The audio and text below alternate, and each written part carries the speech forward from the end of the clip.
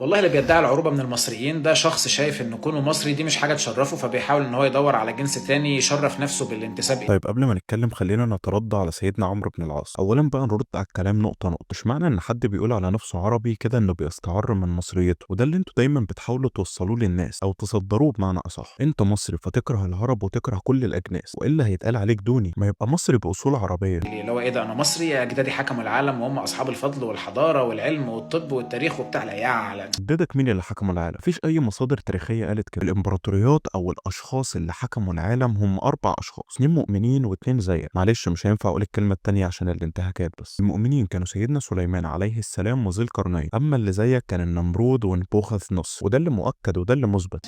هنتسب للعرب ليه يا عم؟ اصل منهم الرسول، طب ما منهم ابو جهل برضه ما عادي، ما كل جنس فيه الحلو وفيه الوحش. كلام جميل والله وزي الفل. يعني ابو جهل ده راجل يعر ليه بقى؟ عشان كان زيك. مش هينفع برضه نقول الكلمه عشان الانتهاكات. فباختصار ابو جهل